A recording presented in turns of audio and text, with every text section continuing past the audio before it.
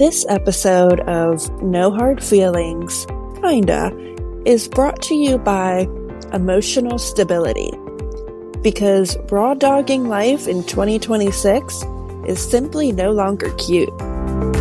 Emotional stability is a loosely defined concept designed to help you appear calm in public while internally spiraling at an appropriate volume. With emotional stability, you'll enjoy benefits like responding to texts without overthinking, sitting with your thoughts for up to 7 minutes, and saying, "I'm fine," in a tone that convinces absolutely no one, but buys you some time. Side effects may include clarity you didn't ask for, temporary peace, boundaries that infuriate others, and losing interest in people who thrive on stupidity. Emotional stability is not available in stores. It's not covered by insurance, and it's not guaranteed to last through Mercury in retrograde. Emotional stability. Ask your therapist if it's right for you.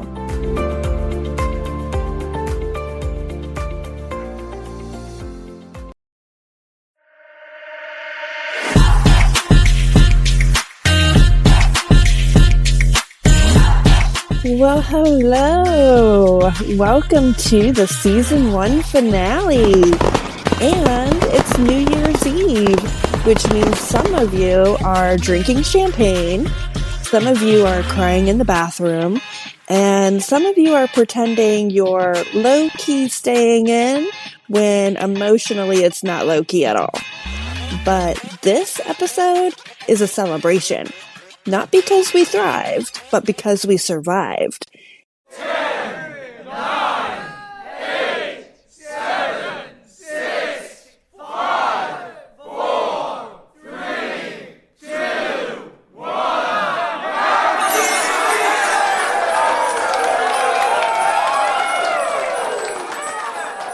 Season 1 was a journey. A journey I did not fully consent to. A journey where I said things out loud and then had to live with the fact that other humans heard them. What do you hear? What do you say? But tonight, we'll also be honoring the most unhinged celebrities of the year, the most ridiculous crimes committed for absolutely no reason, and I'll also be revisiting Season 1 through what I'm calling the concern scale, where I'll be ranking episodes from "this was slightly deranged" to "I can't believe I said this out loud on the internet." We also have your anti-resolutions, because lying to ourselves at midnight is a tradition that we are no longer participating in. And last but not least, I've received a memo earlier that the one and only Jesus is going to be live tweeting during this episode. I don't know about you guys, but I'm very curious and a little scared to hear his thoughts on the craziness that we have going on here. So pour a drink or don't, take a breath or spiral.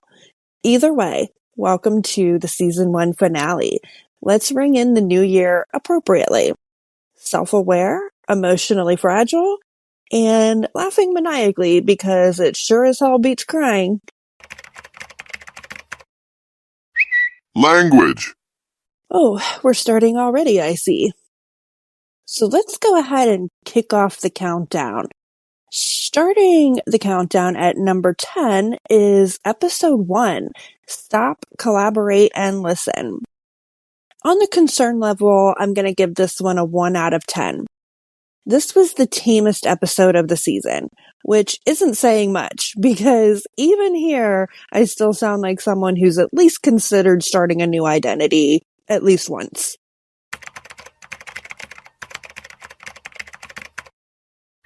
You were evolving. Loudly.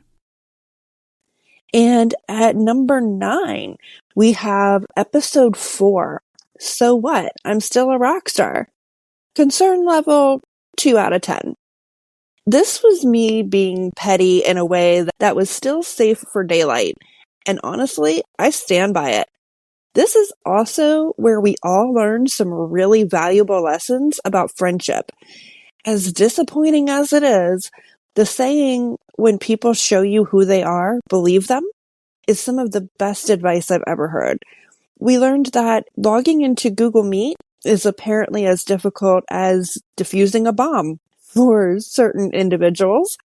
And we also learned that some so-called friends would rather be, I don't know, rode hard and put away wet by a man that can only manage to grunt 2 words via email several years after he used them up than to be there for their best friend of 20 years during the literal worst day of her life. But hey, a frowny face emoji counts for something, right?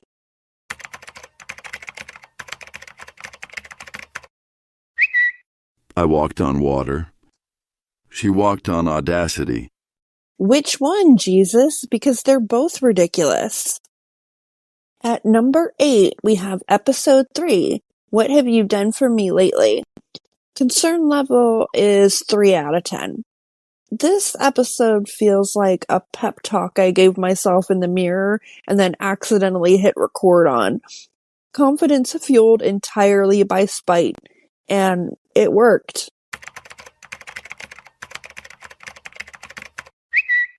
This is growth. Disturbing, but growth. Alright, before we move on, we need to address something. 2025 didn't just have celebrities. It had people with money, microphones, and absolutely no supervision. This was the year where fame stopped being aspirational and became a psychological case study. These are not scandals. They're not even misunderstandings. They're rich people making choices in public and daring us to stop them. This list is dedicated to the celebrities who saw their teams, their PR reps, and their inner voice saying, maybe don't. And they said, actually, watch this.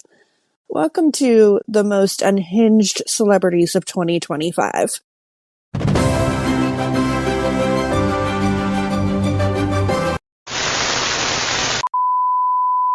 First up is Leonardo DiCaprio. He has spent years telling us the planet is dying, and then said, anyway, I'll see you guys on Jeff Bezos' mega yacht. Nothing screams environmental activism like partying at a billionaire wedding on a floating fossil fuel crime scene. Leo out here yelling, save the earth, while single-handedly melting an ice cap with yacht exhaust. And let's be honest, Leonardo DiCaprio doesn't age. His girlfriends do, and then they immediately get fired. At this point, Leonardo DiCaprio isn't dating. He's running a gap year internship program. Sir, if your relationship has an expiration date before your wine, maybe sit this one out. Let's talk about Katy Perry, a woman who saw 2025 and said, what if I made this about me? Katy Perry went to space this year. Not real space, rich people space. The whole thing lasted 11 minutes. That's not a mission. That's a liquor store run. And when you get inside the store, there just happens to be no gravity. And you still just get your shit and go home. She spent 4 minutes actually in space and then immediately decided, this is the moment to sing and promote my tour.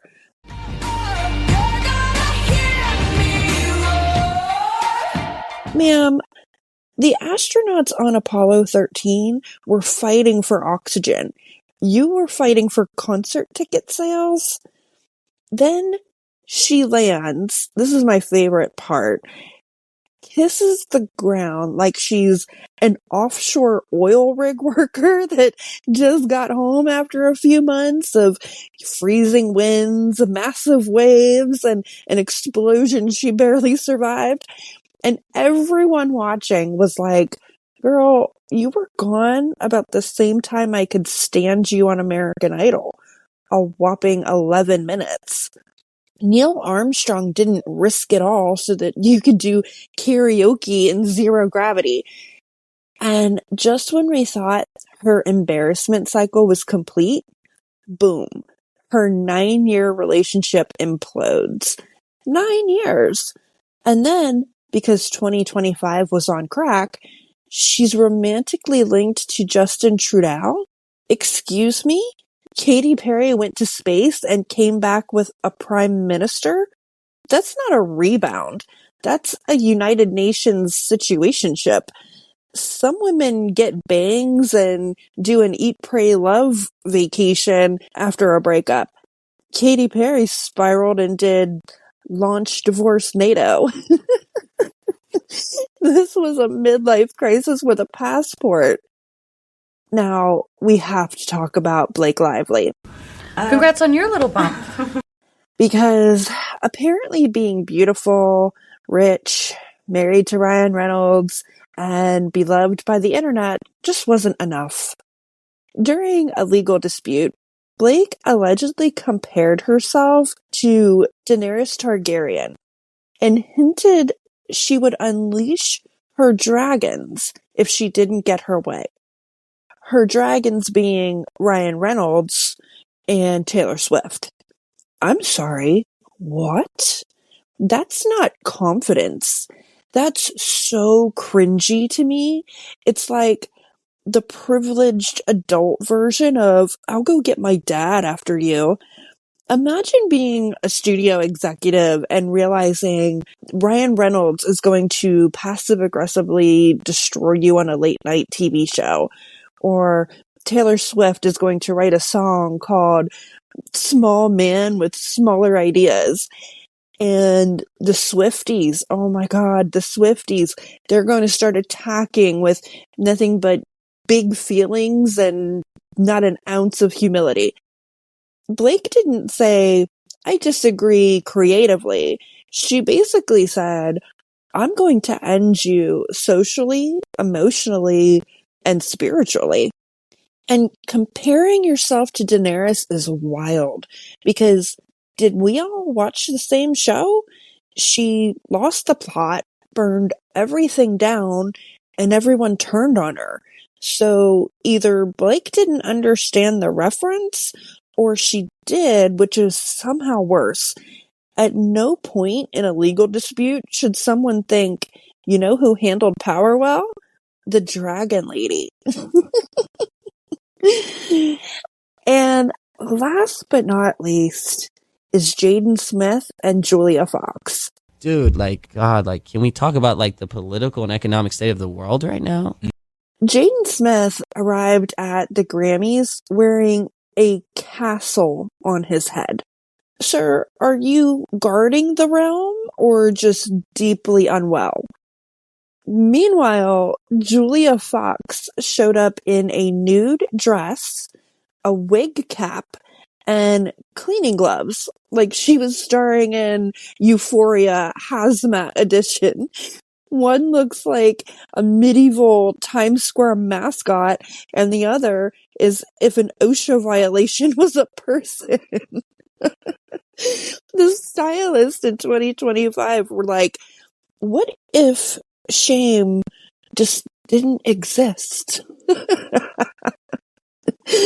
So let us honor the most unhinged celebrities of 2025.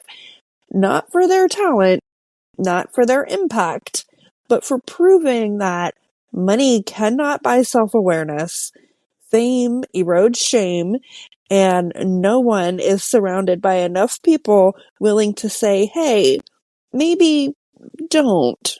If 2026 is worse than this, I'm converting to a flip phone and joining a convent.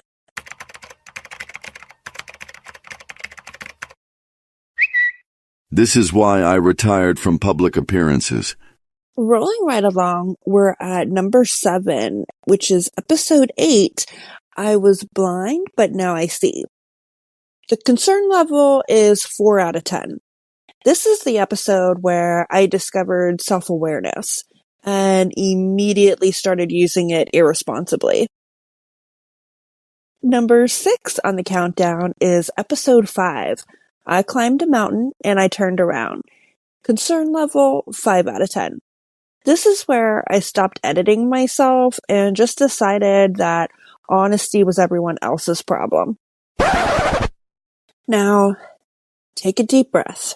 If the celebrities were unhinged, the criminals of 2025 were fully detached from reality. This year gave us crimes so bizarre, so unnecessary, so aggressively stupid that halfway through the headline, you had to check the date just to make sure it wasn't satire. These are not criminal masterminds. These are people who woke up, chose chaos, and somehow made it everyone else's problem. This segment is not about glorifying crime. It's about standing in awe of how far confidence can take you without intelligence. Welcome to the craziest crimes of 2025.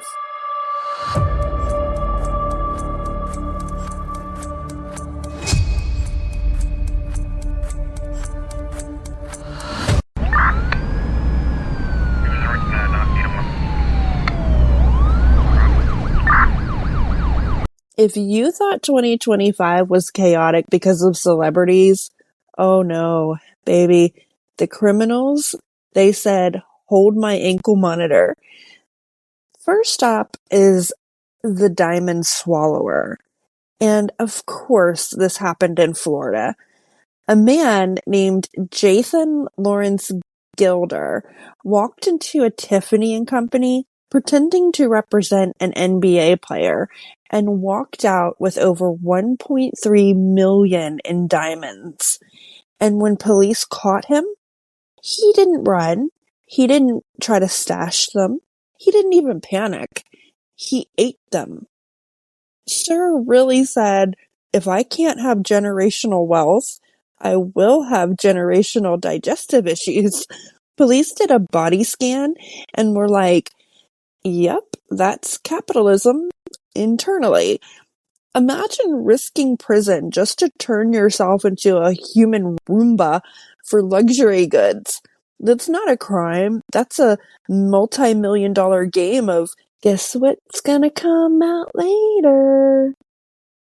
Next up, Iran's so-called Black Widow, a 56-year-old woman who allegedly married and poisoned at least 11, possibly 15, elderly husbands over a 22-year time span. 22 years. This wasn't a crime spree. This was a long-term retirement plan. She didn't rush. She didn't get messy. She said, I'll circle back.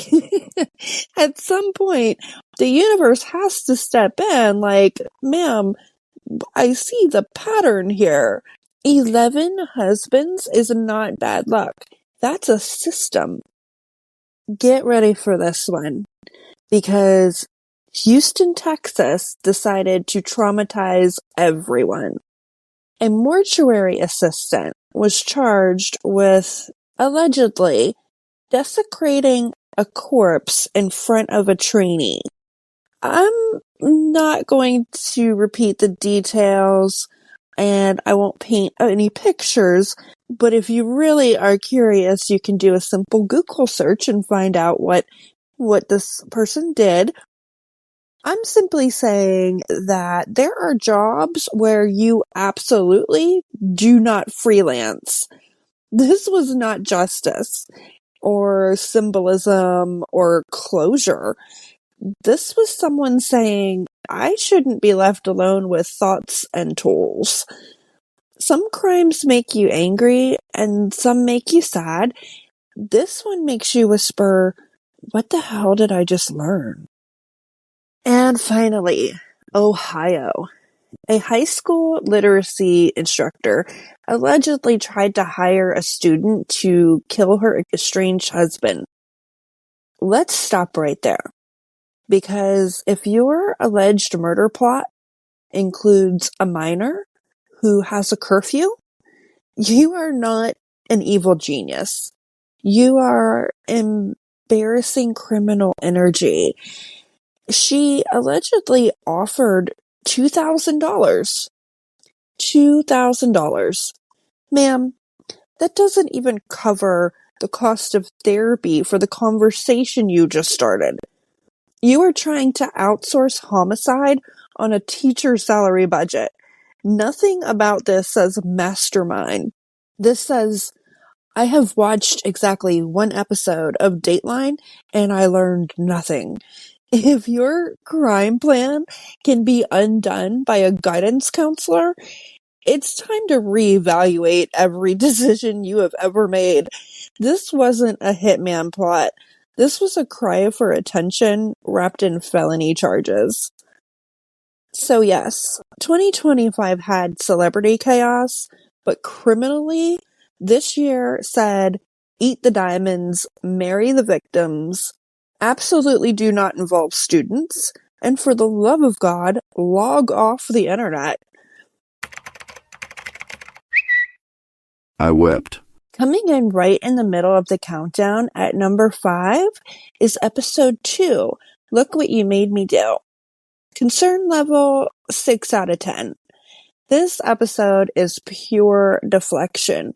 Everything was someone else's fault, and I felt great afterward.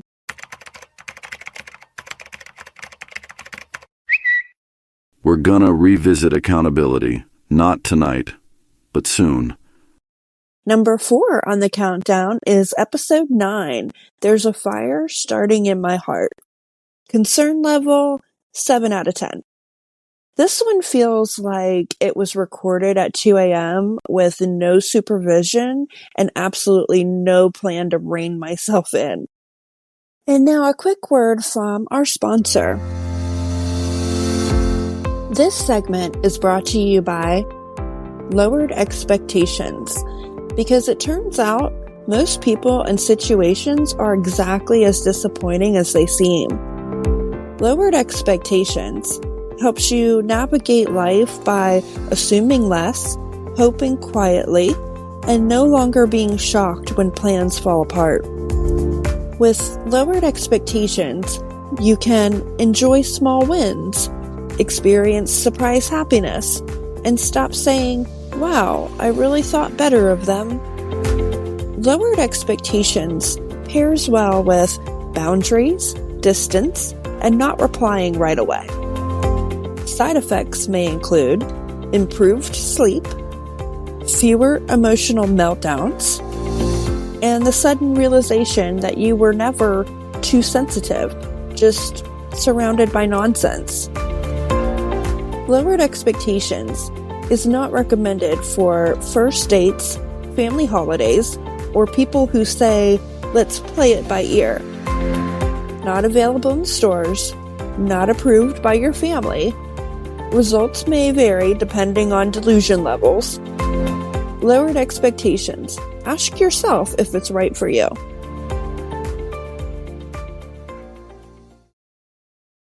All right. Before we start lying to ourselves about going to the gym and drinking more water, let's talk about anti-resolutions. These are not goals. These are boundaries with balls. No growth, no vision boards, just survival, self-respect, and honoring your inner badass. Here we go. I received so many anti-resolutions and they are all so great. But unfortunately, I don't have enough time to read every single one that was submitted, but I'm going to go through quite a few of my favorites. So first up, we have Laura Bennett, who said that her anti-resolution is to lower my expectations and raise my standards at the same time. I love that. Ryan Mitchell, stop giving people the benefit of the doubt. They've had enough benefits. I totally agree. Valerie May, I am not doing New Year, New Me. I love myself just the way I am. Thank you very much. Yes, you are right. Beth Smith. Hey, girl. This year, I am not living by the alarm clock. I'm either tired or I'm not, and the dogs will let me know which one it is. I love that. Kyle Smith. Hello. I have decided that anyone who negatively affects my mental health will not have a seat at my table. I could not agree more. Nancy Meeker. I am not going to feel guilty for not getting out to go to the stores to buy my goods and groceries. Delivery is a lifesaver. Many stores have not been graced by my presence in over 18 months. So peaceful and not people-y. Well, that just sounds perfect. Michelle Erickson. I am not going anywhere or doing anything I don't want to outside of work responsibilities for which I get paid. I am not going to feel guilty about how this affects others. Yes, I love it. And we have an anonymous one that says, I need to stop being impressed by confidence with no qualifications. I realize now that being loud is not a skill. That's a good one. I like that one. And Emily Carter, I am done chasing closure. Yes. Yes, I love that one too. A few of my own anti-resolutions, rapid fire. I'm going to quit explaining myself to people who were never confused. They understood. They just didn't care. And I'm going to stop assuming people are doing their best. Some of you are doing exactly what you're capable of, and that's the problem. I'm going to respect my own time the way other people disrespect it aggressively. And I really need to unlearn the urge to be the bigger person. I'm not a rehabilitation center. And I'm going to retire the phrase, they didn't mean it like that. Yes, they did. And last but not least, I am no longer giving unlimited grace to people on their fifth chance. This is not a rewards program. And that's it. No affirmations, no forgiveness tour, just clarity, lower tolerance, and fewer people having free access to us in 2026. May your peace be aggressively protected.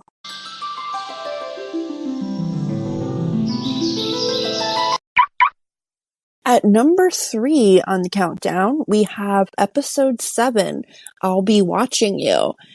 Concern level is 8 out of 10. If I heard this title out of context, I would also slowly lock my door, so that feels fair. We're getting close now. The runner-up of the most unhinged episodes. At number 2 is episode 6, Many Men Wish Death Upon Me. Concern level 9 out of 10. This is the episode where I realized I'm not trying to be relatable. I'm just aggressively honest.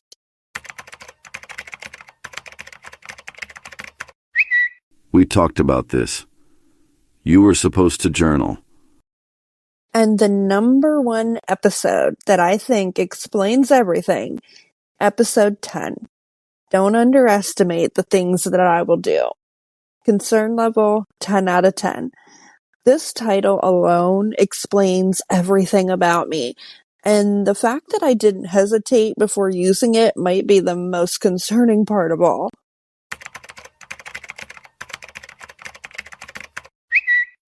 I love you deeply. Also, you exhaust me.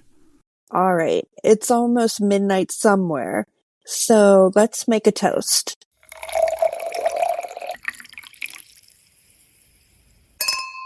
To the version of us who thought this year would break us and didn't realize we were harder to kill emotionally than we thought, to the friendships and the relationships that ended, the situationships that should have ended sooner, and the personal growth that arrived uninvited, to every time we said, I'll be fine, and somehow we were.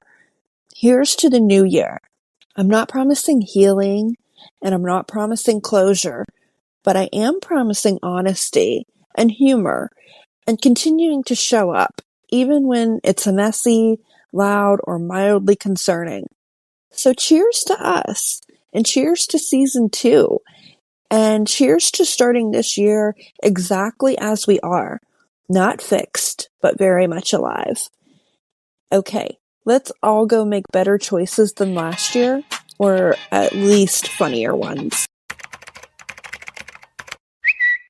This should have stayed between you and God. Unfortunately, here we are. We've laughed, we've judged strangers, we've relived crimes that made us question free will. So before we shut this down and stumble into 2026, I want to get sincere for a second, which I know is super uncomfortable, so don't worry, I won't stay here long. But when I started this podcast, I genuinely did not know if anyone would ever listen to it. I assumed it would be me, my mom, and one deeply confused ex. But instead, you showed up, week after week, laughing at the dark jokes, sitting with the heavy stuff, and somehow still coming back for more. And that means more to me than I know how to articulate without ruining the aesthetic. This show has been chaotic, honest, messy, probably a little too revealing at times, which honestly mirrors my mental health perfectly. So if you listened while driving, cleaning, crying, disassociating, or whispering, "Oh my God, she didn't just say that," thank you. Your messages, your support, your "I felt so seen by that," that's the stuff that made this more than a podcast. It built a community, and I don't take that lightly, ever. So as we head into the new year, I just want to say this. Thank you for trusting me. Thank you for laughing with me. And thank you for sticking around even when things got a little shaky.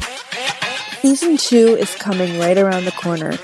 And if Season 1 taught us anything, is that even when things get overwhelming, at least we'll be laughing together.